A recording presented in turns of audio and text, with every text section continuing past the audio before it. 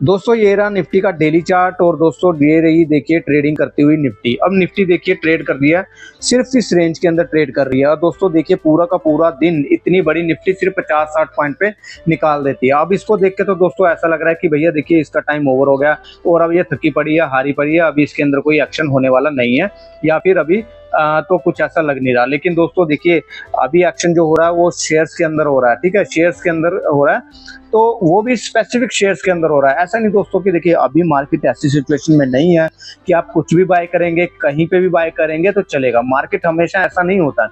Market को दोस्तों timely आपको एनालाइज करना पड़ता है, अपनी स्ट्रेटजी चेंज करनी पड़ती है। तो दोस्तों देखिए मैं भी अपनी स्ट्रेटजी बीच बीच में चेंज करता रहता हूँ, और अभी मैं जिस स्ट्रेटजी पे काम कर रहा हूँ वो है दोस्तों कि स्टॉक एक दोस्तों काफी लंबे करेक्शन के बाद या फिर कंसोलिडेशन के बाद मोमेंटम दिखा रहा है, तो ऐसे स्टॉक को आइडेंटिफाई कर रहा हूं, ऐसे स्टॉक में रडार पे रख रहा हूं। देखिए ये 3 स्टॉक्स कल भी मैंने डिस्कस किए थे यहाँ पर, अगर आपने वीडियो नहीं देखी तो जाके देखिएगा। तो दोस्तों आज भी मैं एक शेयर लेके आया हूँ आपके लिए, वो है एसबीआई कार्ड। देखिए एसबीआई कार्ड में अभी क्या हो रहा है ये हम चार्ट पे जाके समझेंगे, क्या उसका करेक्शन पूरा हो चुका है, क्या वो लेने लायक हो चुका है, तो ये सारा समझेंगे दोस्तों। तो वीडियो को आखिर तक देखिएगा। और मैं आपका एक बार फिर से स्वागत करूंगा दोस्तों शेयर मार्केट ज्ञानशाला में। तो जुड़ जाइएगा दोस्तों हमारे शेयर मार्केट ज्ञानशाला चैनल में, और यहाँ पर दोस्तों इसको सब्सक्राइब कर लीजिएगा और बेल आइकन का बटन जरूर दबा लीजिएगा, ताकि जो भी इंपॉर्टेंट वीडियो है वो आपसे ना छूटे और आप बिल्कुल मार्केट को जो है टाइम से आप आइडेंटिफाई कर पाएं। तो ज़्यादा देर ना करते हुए दोस्तों हम वीडियो को आगे बढ़ाएंगे, और आज हम अपने शेयर्स के बारे में यानी कि एसबीआई कार्ड के बारे में बात करेंगे, उसका पूरा टेक्निकली एनालाइज करेंगे। तो ये आपके सामने आ गया एसबीआई कार्ड, मैंने देखिए यहाँ पर चूज कर लिया, और एसबीआई कार्ड को मैं यहाँ पर चार्ट ओपन कर लेता हूँ। देखिए अब एसबीआई कार्ड का आपके सामने चार्ट हो गया, डेली है। मैं इसको दोस्तों सबसे पहले मंथली करता हूँ, ताकि आपको एक पूरा पहले स्ट्रक्चर समझ आए, क्योंकि आपको चार्ट का स्ट्रक्चर समझना बहुत जरूरी है। देखिए अगर हम बात करेंगे दोस्तों, ये लिस्ट जो है लिस्ट हुआ था 2020 में लिस्ट हुआ था, मुझे याद है दोस्तों, ये कोविड के आसपास लिस्ट हुआ था, और इसकी इतनी बुरी दुर्गति हुई थी कि देखिए कोविड में लिस्ट होते ही इसने इतनी एक्सपेक्टेशन थी इस जो आईपीओ से थी, और आईपीओ देखिए जब उसके बाद क्या हो गया, कोविड हो गया। और कोविड के बाद दोस्तों यहाँ पर क्या हुआ कि देखिए जो है ये इसने स्टॉक ने जो है 470 का लो लगा दिया था, ठीक है। तो जिन्होंने बेचारों ने आईपीओ ले रखा था वो फंस चुके थे, उनको लगा कि हम लोग तो ट्रैप हो गए। लेकिन उसके बाद देखिए जैसे कि अपना मार्केट रिकवर की, और देखिए ये इसने भी रिकवर किया, और इसने हाई लगाया 1200 रुपए के आसपास का हाई लगाया। अब देखिए 1200 रुपए का हाई लगाने के बाद एक बार फिर से दोस्तों मार्केट वहीं पर ही आके देखिए यहाँ पर पहुंच गया, दोबारा ये स्टॉक पहुंच गया, इसने एज लो एज देखेंगे 680-670 रुपए का इसने लो लगा चुका है। अब दोस्तों ये स्ट्रक्चर है, अब हमें ये समझना होगा कि दोस्तों देखिए इतना करेक्शन हो चुका, क्या अब लेने लायक हो गया कि नहीं हो गया। तो देखिए मैंने आपके सामने ये लाइंस लगा रखी है, ये जो आपको लाइन दिख रही है रेड कलर की दोस्तों, ये रेजिस्टेंस है, और ये जो दिख रहा है वो है आपका सपोर्ट। तो देखिए यहाँ पर सपोर्ट इसलिए है कि देखिए यहाँ पर जो एक रेजिस्टेंस था यहाँ पर इसने तोड़ा था और इसने मोमेंटम दिया था। उसके बाद दोस्तों यहाँ पर देखिए एक सपोर्ट लिया, जब ये करेक्शन हुआ यहाँ पर सपोर्ट लिया, फिर इसने देखिए 1000 रुपए के करीब का हाई लगाया, फिर वहां से उसके बाद करेक्शन हुआ, फिर यहीं पर सपोर्ट लिया, फिर यहाँ पर इसने करेक्शन किया, सॉरी इसने फिर मोमेंटम दिखाया, उसके बाद दोबारा करेक्शन करने के बाद यहाँ पर देखिए अब ट्रेड कर रहा है। अब क्या हो रहा है कि दोस्तों यहाँ पर जो बढ़ तो रहा है, लेकिन यहाँ पर क्या है सेलिंग आ रही है। अब ये क्या बना रहा है, लोअर लो बना रहा है। लेकिन यहाँ पर अगर देखेंगे तो यहाँ पर देखिए एक जो है ये यहाँ पर हमें सपोर्ट का रेट हो गया, जो कि सपोर्ट काफी स्ट्रॉन्ग है, और यहाँ पर बार बार जितनी बार भी जाने के बाद बाइंग आती ही आती है। अब देखिए दोस्तों यहाँ पर अगर कैंडल स्टिक पे अगर आपको कैंडल स्टिक के बारे में मालूम है, तो देखिए यहाँ पर एक डोजी बनी थी, पिछले महीने की बात करेंगे तो ये इस मंथ की कैंडल है, जो कि अभी देखिए शुरू ही हुआ मंथ। यहाँ पर एक कैंडल बनी है, यहाँ पर देखेंगे तो डोजी बनी है, दूसरी डोजी यहाँ पर बनी हुई है, ठीक है। तो ये डोजी क्या होती है दोस्तों, ये रिवर्सल का साइन होती है यहाँ पर, तो मंथली उस पर बनी है तो रिवर्सल का साइन होती है यहाँ पे। तो एक तो हमारा यहाँ पर ये पॉइंट होगा। दूसरी दोस्तों बात करते हैं अब वीकली की। अब वीकली में दोस्तों देखिए क्या नजर आ रहा है कि यहाँ पर जैसे मैं समझा चुका हूं, तो देखिए यहाँ पर क्या नजर आ रहा है कि यहाँ पर एक कंसोलिडेशन चल रहा था। देखिए काफी कुछ हफ्तों से देखिए यहाँ पर कंसोलिडेशन चल रहा था, और यहाँ पर अभी इस कंसोलिडेशन को दोस्तों यहाँ पर तोड़ता हुआ हमें नजर आया है, जो कि अगर हम देखेंगे तो यहाँ पर देखिए ये कंसोलिडेशन था, ये कंसोलिडेशन तोड़ता हुआ मैंने आपके सामने लगा दिया। तो यहाँ पर कंसोलिडेशन ये बहुत देर से कर रहा था, देखिए ये भी यहाँ पर आ रहा था, ऊपर नीचे हो रहा था, और यहाँ पर अभी इसने जो है ब्रेकआउट दिया, आज ही ब्रेकआउट दिया। लेकिन दोस्तों देखिए अभी ये वीकली चार्ट है, वीकली चार्ट अभी हमारा वीक खत्म नहीं हुआ, ये भी आप ध्यान रखिएगा, ठीक है। अब अगर हम ध्यान से देखेंगे दोस्तों तो यहाँ पर एक ट्रेंड लाइन भी बनती है। अगर मैं आपको दिखाना चाहूँ यहाँ पे, तो ट्रेंड लाइन दिखा के मैं आपको दिखाता हूँ। तो यहाँ पर आपको देखिए चार्ट को अलग अलग तरह से एनालाइज करना पड़ता है। तो ये आपके सामने हो गया दोस्तों ट्रेंड लाइन। अब ट्रेंड लाइन हमें क्या बता रही है दोस्तों, ट्रेंड लाइन हमें ये बता रही है कि ये स्टॉक अभी भी डाउन ट्रेंड में है। यहाँ पे देखेंगे तो सेलिंग आई, फिर उसके बाद यहाँ पे सेलिंग आई, फिर देखिए यहाँ पे सेलिंग आई। जितनी बार भी यहाँ पर आ रहा है सेलिंग आ रहा है, तो देखिए अभी एज ऑफ नाउ इसने इस ट्रेंड लाइन को पार नहीं किया। अगर हम देखेंगे तो देखिए आज भी क्या हुआ, ट्रेंड लाइन के पास तो गया, लेकिन वहां से क्या प्रॉफिट बुकिंग आ गई और ये यहाँ पर चला गया। तो मैं इसीलिए बोल रहा हूँ कि दोस्तों अभी देखिए वीकली कैंडल तो क्लोज नहीं हुई है, ठीक है, क्योंकि वीकली कैंडल है, वीकली कैंडल क्लोज नहीं है। जब तक इसके ऊपर ब्रेकआउट नहीं होता तब तक हम ये नहीं मान लेंगे कि हम को ये नहीं मानना चाहिए कि ये अपना जो है एक रेंज से बाहर आ गया। तो इस समय ये डाउन ट्रेंड में चल रहा है, ये तो क्लियर है। लेकिन अभी दोस्तों देखिए इसका जिक्र किया तो ऐसा तो है नहीं कि मैंने डाउन ट्रेंड बताने के लिए जिक्र किया होगा। इसका जिक्र इसलिए किया कि दोस्तों देखिए हमें क्या होता है ना, स्टॉक को पहचानना होता है। जहां पर हमें सिम्टम्स नजर आते हैं कि यहाँ पर कुछ एक्शन हो सकता है, तो हमें क्या करना होता है, जहां पर हमारा लो रिस्क बनता है, जहां पर हमारा लो रिस्क बनता है वहां पर हम थोड़ा सा रिस्क ले सकते हैं, ठीक है। भाई रिस्क लेना ही तो शेयर मार्केट में आए हैं, रिस्क नहीं लेना होगा तो दोस्तों बैंक में जमा कराएंगे ना पैसे। तो जब यहाँ पर आए हैं तो थोड़ा बहुत तो रिस्क लेना पड़ेगा, रिस्क लेंगे तभी पैसा बनेगा। अब देखिए मैंने बताया कि आपको ये कंसोलिडेशन जो चल रहा था इसने यहाँ पर तोड़ दिया। अब ये यहाँ पर एक एक्शन तो हो गया।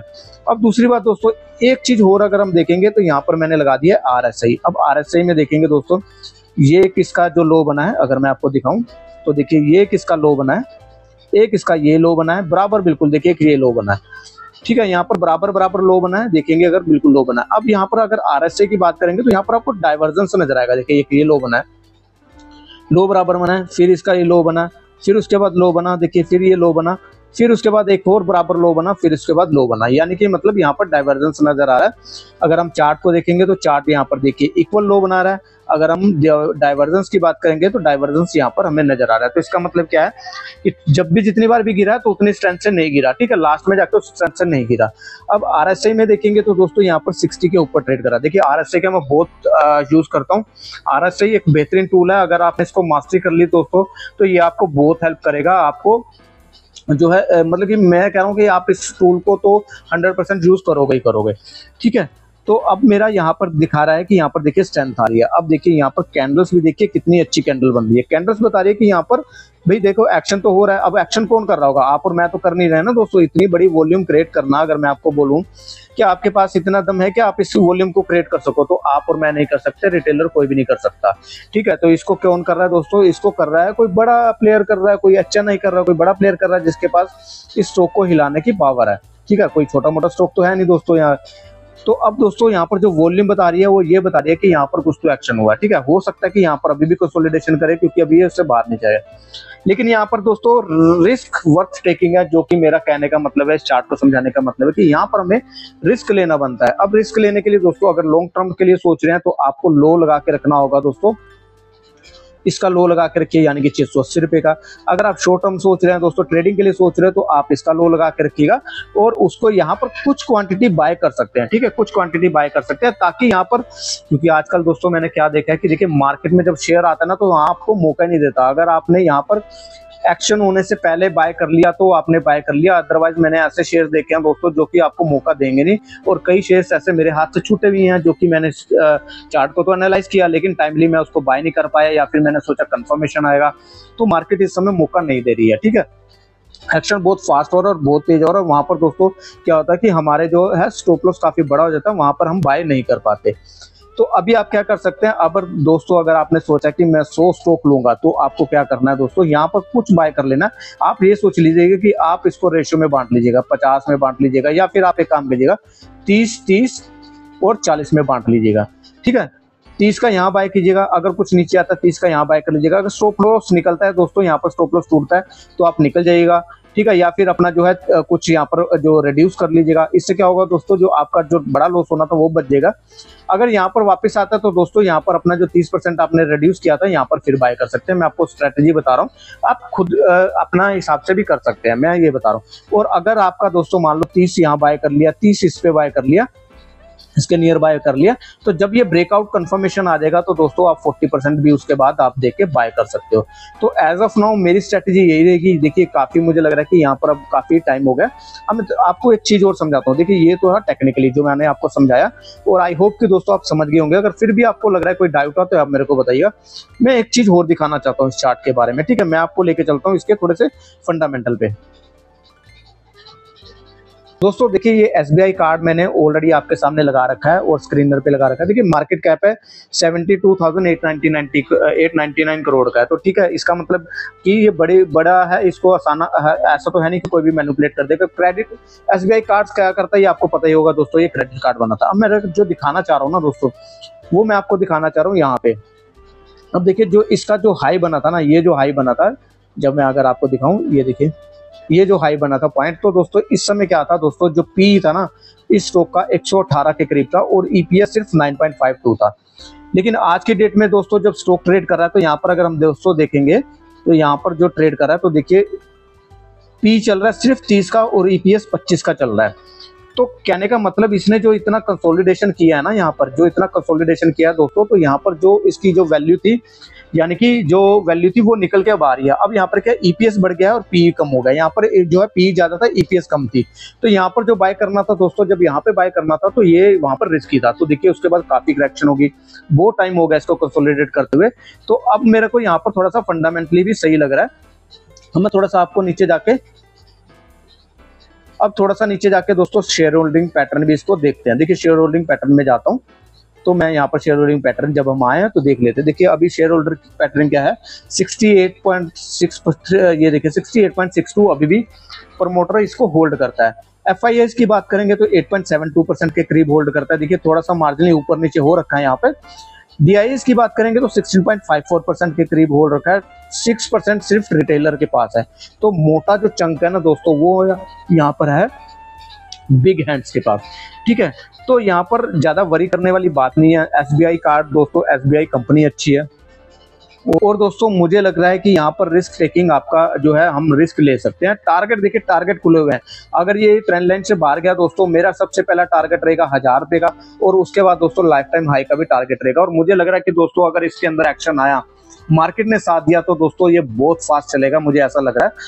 और मेरा ऐसा मानना, देखिए ऐसा है कि हम लोग गलत भी हो सकते हैं। देख चार्ट, यहाँ पर हमारा काम होता है दोस्तों चार्ट को एनालाइज करना और प्रोबेबिलिटी को हमें एनालाइज करना, प्रोबेबिलिटी देखनी क्या हो सकती है। ठीक है, हमारी प्रोबेबिलिटी में हमारा रिस्क कहाँ कम होता है वो हमें देखना है और रिवार्ड कहाँ बनता है वो हमें देखना है। यहाँ रिस्क हमारा हो रहा है बिल्कुल कम और रिवार्ड हो रहा है हमारा दोस्तों बहुत बड़ा।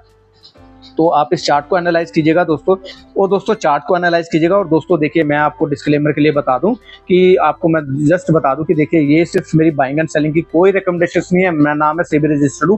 मेरा चार्ट एनालाइज करने का ये तरीका है, मैंने चार्ट को एनालाइज किया, वो मैंने बता दिया, मेरे रडार पे आया, ये मैं एक्शन करूंगा जो मैंने आपको बताया। तो मैंने ये चीज आपको बताई है, मेरी बाइंग एंड सेलिंग की कोई भी रिकमेंडेशन नहीं है। आपको कभी भी किसी भी यूट्यूब चैनल पे दोस्तों वीडियो देख के ऐसे बाइंग एंड सेलिंग नहीं करनी है, आपको फाइनेंशियल एडवाइजर से पूछना है। ठीक है, अब मेरे कहने पे दोस्तों यहाँ पर अपना पैसा लगा दोगे तो नुकसान होगा आपका होगा। ठीक है, तो आपको फाइनेंशियल एडवाइजर से पूछना है, आपका रिस्क रिवार्ड मुझे नहीं पता।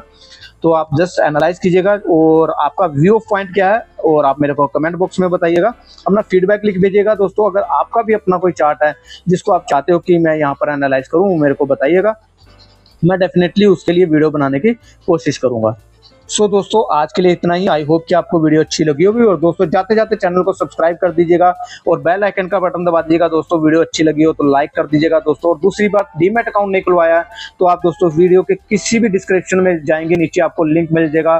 जो ब्रोकर्स होगा दोस्तों, ज़रोदा, एंजल वन और अपस्टॉक का होगा, तीनों के अंदर ट्रेड करता हूँ। मैं वही रिकमेंड करूंगा जो मैं खुद यूज करता हूँ। मैं ऐसा कोई भी यूज नहीं करूंगा जो मैं खुद भी यूज करता हूँ। तीनों के इंटरफेस अच्छे हैं, काफी अच्छे हैं। और आप डीमैट अकाउंट आजकल दोस्तों 24 घंटे के अंदर खुल सकता है वो, तो आप डेफिनेटली अगर आपने नहीं खुलवाया तो दोस्तों आप खुलवा लीजिएगा। So thanks for watching the video. मिलेंगे नई वीडियो के साथ, नए शेयर के साथ। टिल देन बाय बाय, जय हिंद।